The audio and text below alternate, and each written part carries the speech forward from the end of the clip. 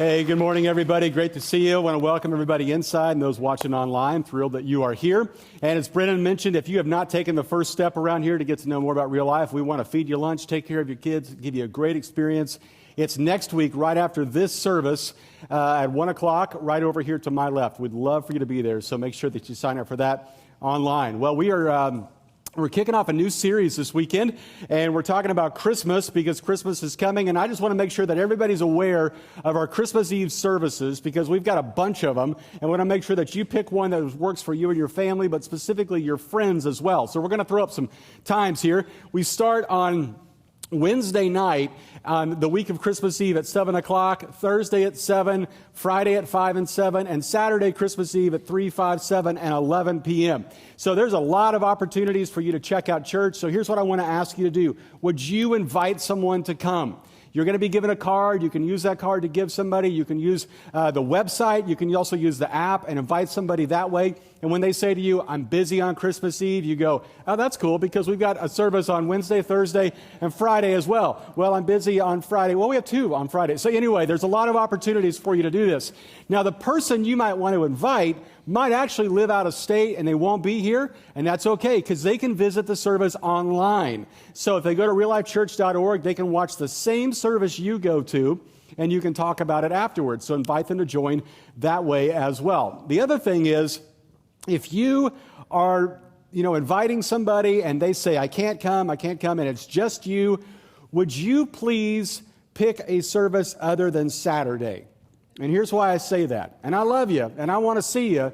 I just don't want to see you on Saturday, okay? Because the rest of the town of Santa Clarita will be here on Saturday. We got to give them seats because it may be their first experience at church. And so if you call this place home, would you please go on another day? Now, for those of you inviting a friend and they say, I can only go on Saturday, then go on Saturday by all means. But invite a friend and please check out one of the other services if you can possibly do that. So we're very excited about that. That's going to be a lot of fun. So in order to get ready for that, we have got a month right now of potentially awkward moments. And here's what I mean by that. You're going to be at office parties, dinner parties, holiday events, block parties, neighborhood get-togethers, things at school, and you're going to be around other people, and there's going to be potentially awkward things said. And so we're kicking off this series today called Merry Conversations, so we can have the best possible conversations we can. Now, last week I gave you kind of my version of Jimmy Fallon's thank you notes.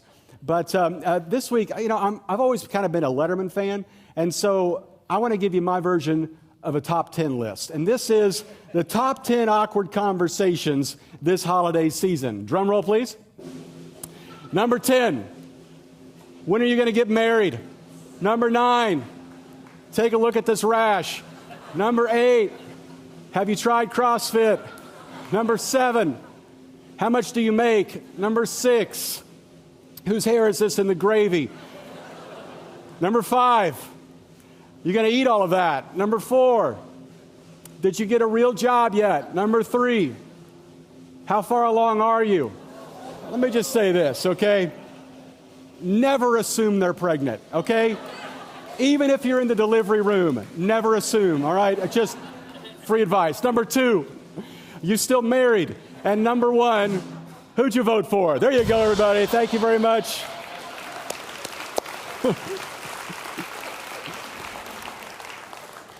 Potentially awkward conversations right there. So we're going to walk through each of those and tell you how to respond. I'm kidding you. We're going to talk about this today. The potentially most awkward conversation any of us can have, especially around the holiday, are issues of faith. What do you believe in? What you don't believe in? Do you go to church? What you think about church? What you think about Christians? All that kind of stuff can sometimes surface during Christmas. I know for me in particular that when people ask me, what do you do for a living? And I say, I'm a pastor. That usually ends the conversation right away. Oh, I got to take this call. It's not even ringing, but I know it's coming. If I'm on an airplane and I'm sitting next to somebody and they go, hey, what do you do for a living? Well, I work at a church. What do you do? I'm a pastor. Oh, and then the earphones go in. Right then, they're done with it. And for you, I know the same thing happens as well. If somehow an issue of God or church comes up, they can very potentially decide, I don't want anything to do with that. Now, here's what's going to happen. Over the next few weeks, you're going to have some of those conversations. And if people know that you go to church or you're a religious person or you have faith, it could go something like this. Somebody could say something to you, hey, you're like a church person, aren't you? Well, yeah, I'm not very religious either. And then they just walk on and you're like, I didn't even get a chance to explain. Or they might say something like, you know what, we're making plans for the weekend, but I know you'll probably be at church, so don't even worry about it. We're going to go to Vegas. But when you're like, well, I mean, I've been to Vegas before. Yeah, probably just a protest, but we're going to go to Vegas. You're like, well, okay. And you don't even get a chance to respond in that situation, you know? Or maybe your family dynamic is you married a woman whose dad is like an atheist, doesn't go to church, doesn't believe in God or anything, and he's mad at you because now his daughter goes to church. And you only see him one time a year, and it's Christmas, and you just know he's going to have three things he goes at. He's going to talk about the age of the earth. He's going to talk about Noah and the ark and why bad things happen to good people. And he's just going to rotate them around and give you no chance to respond. And every time he does, you're going to go, well, what about, no, don't want to hear about it. Don't believe in anything that you believe in. Okay, well, what about, no. And then he's going to go on to something else. And you're going to think about it all season long. And then as you're leaving that holiday party, you'll get out to the car and think, that's what I should have said. Yep, that's what, and now you got to wait another year to be able to say that to him, right? So how do you get prepared for that conversation? Now, here's another scenario. Some of you are in a situation where you've got a friend you want to invite to church. You desperately want them to come with you for Christmas Eve, but you don't know how to bring it up. How do you talk about it? How do you do that without creating all these barriers between you and them? Or maybe for some of you over these next few weeks, you're going to have a conversation with somebody and you're going to realize they need help. Meaning that their third marriage is about to end, or their kids are going through some difficult times and they don't even know it, or they're struggling with a substance abuse and they won't admit it. And you're looking at them thinking, I need to step in, but what do I say? So in the midst of all this holiday cheer and the most wonderful time of the year, we have some potentially very awkward conversations. So how do we get you prepared for that, to know what to say when there's little time and even less interest? So here's what we're going to talk about specifically today. We're going to talk about how you deal with questions of faith. And for those of you that aren't really sure what it is you believe, and if you believe in God or Jesus or anything, we are so glad that you are here, and you can just sit back and relax because there is no homework for you today. For the rest of us, we got a little piece of homework, as we always do, but you got no application. You can just sit back, relax, and just kind of figure out why you think we're so odd, because this is kind of going to give you an idea as to why that is. Because we're going to talk about this issue of what do you say when somebody brings up faith, but they don't want to talk about it. You're not going to get an hour to explain what it is you think. You don't get to say, go to this website or read this blog or take a listen to this podcast or here's a book, why don't you read? You don't have that kind of time.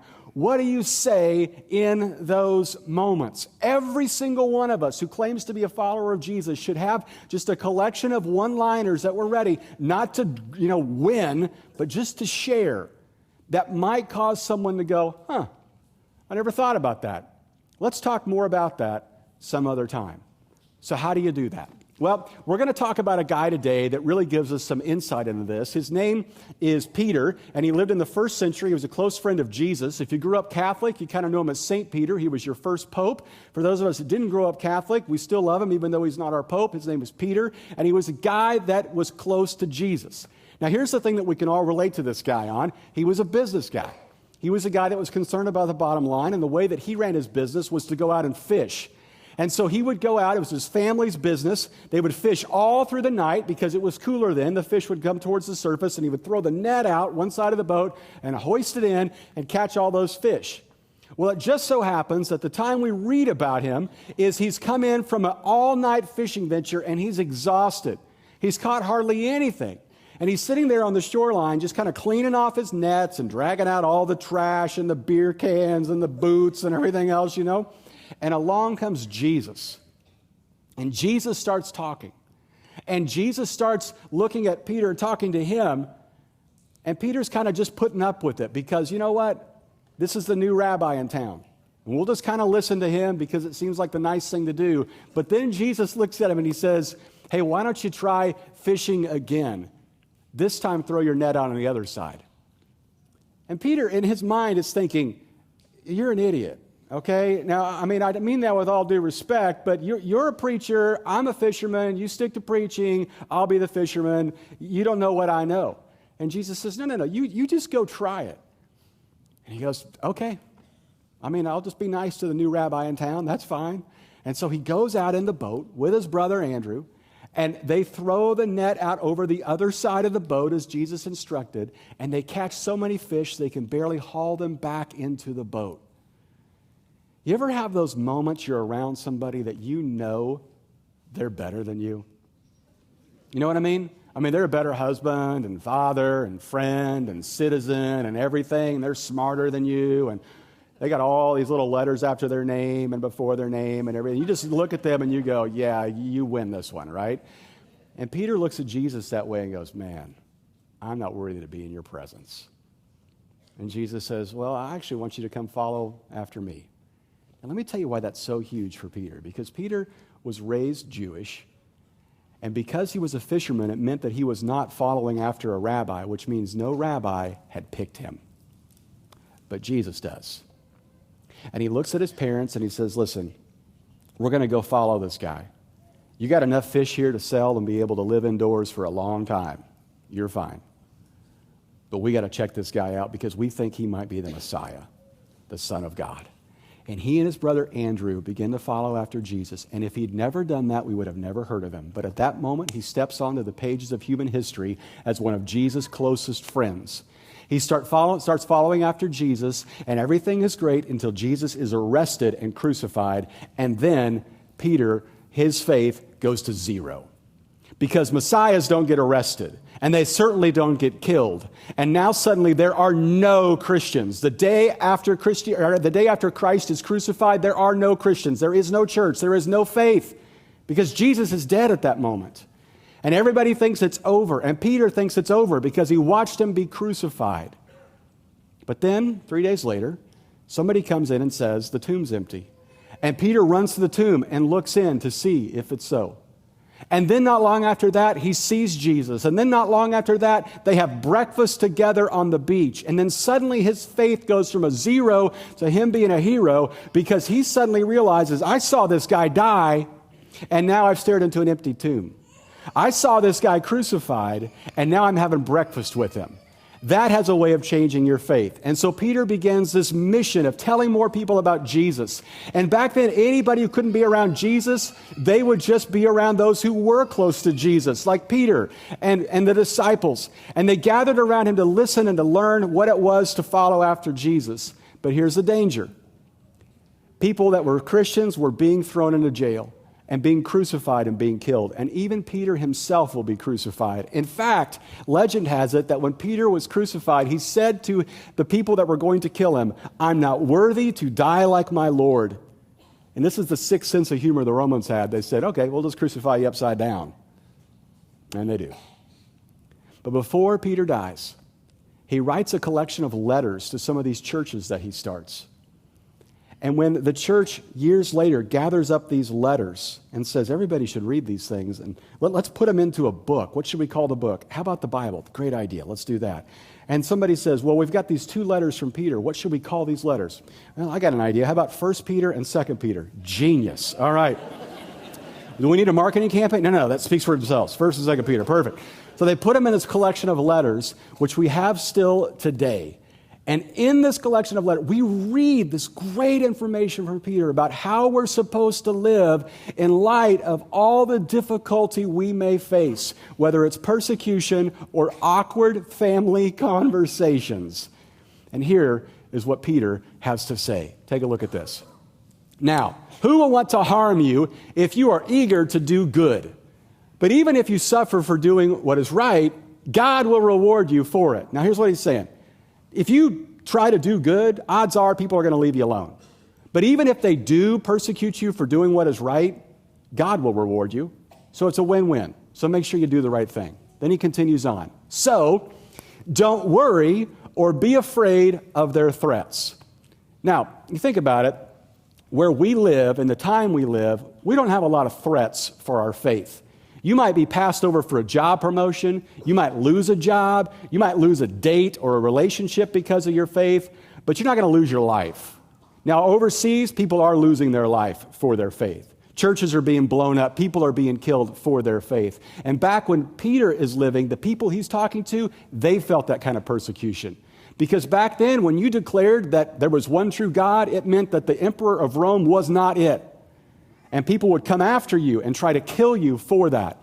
And Peter knows the people he's writing to are living with that kind of threat. And he says, listen, I don't want you to worry about that. Just keep doing what is right. Just keep doing what is right. And it's almost as if he knows he needs to have them shift their attention from worrying to something else, which is the only way you get rid of worry. And he says this next. Instead, you must worship Christ as Lord of your life. This word worship, we tend to think about that as what? Singing. Oh, yeah, that's the 3 songs we do before you come out to speak, right? Worship. No, it's bigger than that. It's a sense of reverence. It's a sense of awe. Because you've placed somebody on the throne of your life and you respect them and admire them and honor them above all else. And he says, do that with Jesus. Not your personal safety, not Caesar, not your occupation, not your spouse, not your kids, but Jesus. And then he says this, continuing on with this sentence, because this is all one sentence in the ancient language. And if someone asks about your Christian hope, always be ready to explain it. Now, this is so key. I want to make sure everybody's with me right here. I know it's near lunchtime. Some of you already got the turkey coma still going on. Hang with me. Here's what he's saying here. I want you to make sure that if someone asks about your Christian hope, you're ready to explain it. Now, the best way to explain this is what he's not saying. He's not saying you need to be ready to explain your Christian worldview for everyone to understand. Wow, that would take a lot of time. And I don't even know if you could do it. He's not saying you need to be ready to defend the Bible, every single aspect of it, from Genesis to the maps. You got to defend it all. Wow, that's a lot. Well, what if they've seen the movie Noah? Well, whew, man, that's going to be a difficult thing right there. And then we got Exodus where Batman is Moses and the whole deal. It was just weird. How do I defend that? And then there's a whole 6-day creation versus a figurative 6-day and all that. I got to get ready. No, he's not saying that. He doesn't say you need to be ready to give a defense for your church, why you have cup holders and your pastor doesn't wear a suit or any of those kind of things. He doesn't say you need to be able to explain what other Christians have done, because there's no way you can do that. He simply says this, I want you to be able to explain why you've put your hope in Jesus. You don't have to get into the flood or Revelation or any of these things that still cause people to scratch their heads. He says, you've got to know why you believe what it is you believe. In other words, why you've put your hope in Jesus. That's it. So if we were to ask the author of this letter, okay, Peter, why have you put your hope in Jesus? He'd tell you one word, resurrection. Because I saw him die, and then I had breakfast with him. I saw him be buried, and then I saw an empty tomb. And because of that, I'm not afraid to die, because I know someone who's conquered the grave. And because of that, I will put my faith and my hope and my worship in him, because he's done something none of us can do. One word, resurrection. Now, here's what he continues to say. Look at the next verse. It's almost as if he just knows. He just knows people are going to do this the wrong way. It's almost as if he can predict the invention of social media. But do this in a gentle and respectful way. In the Greek, it says, be kind on Facebook. That's what it really says here.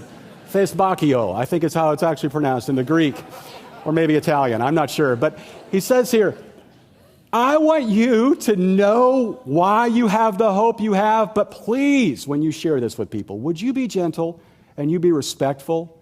Not get on Facebook and I got something to share and let me get this off my chest and on and on. I got a megaphone here, on and on. No, he says, listen, don't be that guy that's all timid, in public and then gets behind a keyboard and is just a beast. All right, you just calm down. And when you share what it is you believe in and why you believe in it, would you be gentle and would you be respectful. And here's why. Because nobody believes what they believe knowing they're wrong. They all have a reason they believe it. And so do you. So be gentle and respectful because they just might listen to why you believe what you believe. And then he continues on, just to add on to this. Keep your conscience clear. Here's what that means. You need to be able to have that conversation with somebody so when you walk away, you don't walk away going, I won that. Take that there, buddy, okay? Drop the mic, boom. I'm running out of phrases, that's all I got. He says, you need to keep your conscience clear so when you walk away, you go, I think I handled that in a way that Jesus would. Because the words that you say are just as important as the way you say them. And keep your conscience clear so that when people look at you, they might say, I'm not sure if I believe what you believe, but I sure like the way you say it. And I sure want you to be somebody in my life. I want my daughter to date someone like you because I like the way that you approach this and handle it. I mean, don't you have those moments where you meet somebody who's so selfless, you just think, man, that's amazing. They are so generous and so kind. And your wife's like, yeah, why can't you be like that? And you're like, I get it, because he's married to someone like her. And no, you don't even get it. You don't go down that road, because then that's not kind, and it's not gentle and respectful, all right? Did I share too much? Anyway, here's what he says. I want you to share the reason for your hope in a gentle and respectful way. So let me tell you how that played out. Fast forward about 40 years, it's about 70 AD. There's an emperor by the name of Trajan who's in charge of Rome. And he's got this governor by the name of Pliny the Younger, because his uncle is Pliny the Elder, which is also an adult beverage. Yes, I know. People have told me, so I know. Anyway, so Pliny the Younger is this guy who is in charge as a governor, and Trajan tells him, round up all the Christians and get rid of them. What? Yeah, they're a menace. Why is that? Oh, they're just stirring things up. So Pliny says, okay. So he goes out and rounds up all the Christians. And he writes a letter back. We have these are historical documents. He writes a letter back to Trajan. He goes, well, listen, first of all, there's a whole lot of them. Okay, there's more than you think. They're all over the place, and they're out in the countryside, and they're all over the city. But we've rounded a bunch of them up, and we've infiltrated their gatherings, and we've sent spies in to figure out what it is they're up to. And here's what we've discovered. Take a look at what he writes here. The sum and substance of their fault or error had been that they were accustomed to meet on a fixed day, which is Sunday, before dawn, and sing responsively a hymn to Christ as to a God. Here's what he says. These people that you think are such a menace to society, we've figured out what they do. They get together on Sunday. They gather before the sun comes up, and they sing a song. Now, let's just think about that for just a second here. Because they had to work every day. They worked 7 days a week. So Sunday's a work day. But they get together before work, before dawn. It's a struggle to get here by 11:30, isn't it? I mean, some of you got to bed at 11:20, and you're like, oh, we got to go to church, Some of you are watching online because you're still in bed. These people. It's so cold outside. But I love you. I do. All right, so these people are getting up before dawn, and they're gathering together, and they're singing a song. You know what they're singing? They're singing these pieces of these letters from Peter and from John and from Matthew and from James, these eyewitnesses that they have these letters, and they don't want to forget them. And so they make sure that they remember them by singing them, because what you sing, you tend to remember. Now, let me just tell you, the argument that's going on in most of your cars as you walk into this building, one of you saying, oh, I hope they only sing 2 songs today. I don't like that music. You know what? I'll take the kids to their classes, and I'll see you in about 20 minutes. And you wander around the hallway. You wait till the music dies down. You think, oh, it's over. And you walk in, and here comes another song. Gotcha. And you're like, oh. But then there's another one of you that's like, oh, I hope they sing the whole time. I love the music. I hope Rusty's not there. I hope he's hoarse. I hope he's unable to get to the stage. They just sing and sing and sing because you love it. Listen, we've been arguing about music forever. If you think you're going to send me a letter or an email about the music around here and it's not one I've seen before, try me, okay? No, don't try me. Please, don't. Please don't email me. Brendan Conklin at reallifechurch.org. Okay.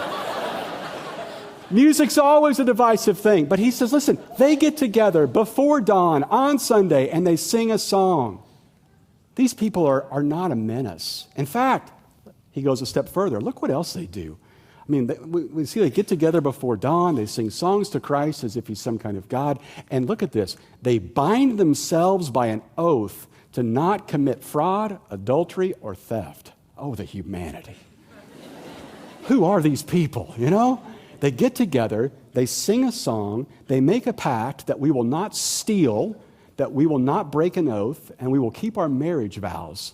And then they leave. They all put their hands in the middle and say, Jesus on three. Here we go. 1, 2, 3, 2. I made that up. That's not in there. But he says this, why would we want to get rid of these people? They're the best people in our community. Now, friends, let me ask you that. If we did this, would our society be better? I think so. If we committed to not, break our oaths and to keep our promises and to keep our marriage vows, don't you think that people might actually listen to what Christians have to say? They might actually listen to why we have the hope that we have. And here's Peter's point here. He's saying it's not just what you say, it's how you live it. So let me ask you this question. Why is it that you have the hope that you have? Where does your hope come from? And why have you chosen to place it in Jesus? Because you need to have one crisp, clear answer, said in a gentle and respectful way, that when you say it, it causes people to go, I'd like to know more about that, rather than just tune you out because of all you've said. So let me just give you an option here, because I think it has to be tied to the resurrection. What if you went with this? I believe that Jesus died for my sins and he rose from the dead. That's it. Now, I know some of you've got a long story you want to share, and that's great, and you need to do it, but this may not be the time. I know that some of you got a prayer that you prayed and something happened and God moved things around and it was amazing and you need to share that, but this may not be the time. Some of you have got a cool tithing experience where you started giving and then suddenly God did this and you want to share that, and you should, but this may not be the time. I'm talking about in that brief moment, on an airplane, in an office party, around Christmas dinner, somebody looks at you and says something about your faith. What do you say? What if you just went with this? Yeah, I believe Jesus died for my sin and rose from the dead. Yeah, but what about the whole, Noah and the ark thing? And I saw that Noah movie, and that was just weird, and I'm not sure if I can buy that or believe that. Oh, whew, I know, that was weird, wasn't it? And the whole thing of all the animals, that does seem a little strange to me, but I believe Jesus died for my sin and rose from the dead. What about all the churches that they do this and say that, and then this happens, and I heard about this, and there's a whole, Jimmy Swaggart thing. I mean, my goodness, and then on and on. Yeah, that's bad. That's awful. I'm with you. But I believe Jesus died for my sin and rose from the dead. And we can talk about other stuff another time. I got a book that I think would answer a lot of your questions. I got this great, website you could check out, but just the reason I have the hope I have, I believe Jesus died for my sin and rose from the dead. What if you just left it there? I bet they might lean in more than run away. Just about a week ago, I got a text from a friend of mine that we've kind of fallen out of touch over the last couple of years. And he texted me, and he's very mad. And he says, I just need to update you on something. I am so mad at those of you who are pastors who allowed Donald Trump to get elected. I said, man, you have put a lot of power on my shoulders, like I had anything to do with that. And he said, no, you and Christians did not speak up for how awful he is. And because of that, I am no longer a Christian. And I thought for a moment, and I texted him back, and I said, you know, I'm not a Christian because of other Christians. I'm not a Christian because of how some vote or don't vote. I'm a Christian because Jesus died for my sin and rose from the dead. That's it, regardless of however people vote.